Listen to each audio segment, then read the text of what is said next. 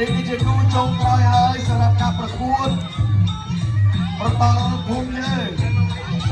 អាយ៉ាមួយហើយទៅពីទៅបងអេបាទអូខេ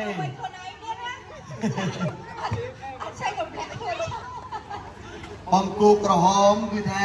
ជាអ្វីល្អបណ្ដាលដោយសារតែពុកចូលចាប់មកចូលតែឆ្លៃពីគូគឺធ្លាក់ទុកតែម្ដងចាំមិនសរុបលទ្ធផលចៅក្រមទាំង5ផ្ដល់ការឈ្នះជាឯកច្ឆន្ទគឺបង្គោលខៀវតើឥឡូវចូលដល់ទឹកទី2គូទី5ដែលជាគូចុងក្រោយ Round 2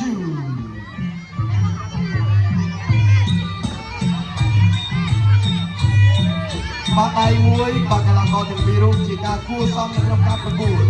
ចន្លោះស្ដាប់នៃបង្គោលខៀវបង្គោលក្រហមបោះអាចឲ្យចូលអាយ៉ាអាយ៉ា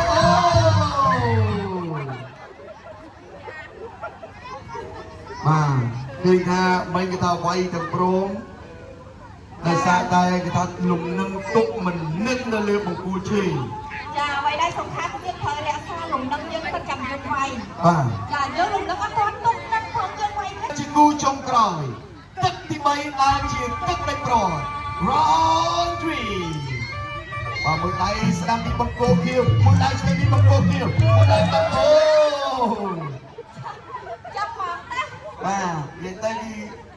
អត់ឲ្យចាញ់គ្នាទេបាទទាំងការវាយទាំងការពីគ្នាតម្លាក់ទឹកក៏ស្មើគ្នាដែរកីឡាករទាំងពីររូបនេះគឺថាស្មើទាំងព្រមអូខេមិនគឺបង្គោលខៀវឈ្នះបង្គោលខំឈ្នះបង្គោលខៀវឈ្នះ2ចាំឲ្យបន្ថែមទឹកមួយទឹកទៀតដើម្បីអស់ចិត្តតែសារឡើងលឿនឡើងលឿនបាទតោះត្រៀមចូលមកកាន់មុខទីមកដោយសារតែឃើញការប្រកួតមាន confidence ដូចទៅនៅ PDC Idol ចឹងហើយគឺថាបន្ថែមមកទឹកទៀតដើម្បីកាត់ទឹកដីនៅក្នុងការប្រកួតដែលជាគូចុងក្រោយប្រដៅភូមិយើងនៅក្នុងកម្មវិធី Idol ជុំបិណ្ឌ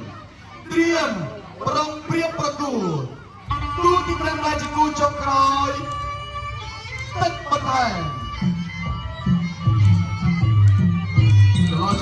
ចលស្វែងតាមអូបាទអរគុណ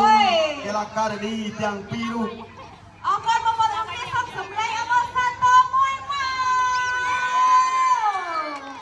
បាទ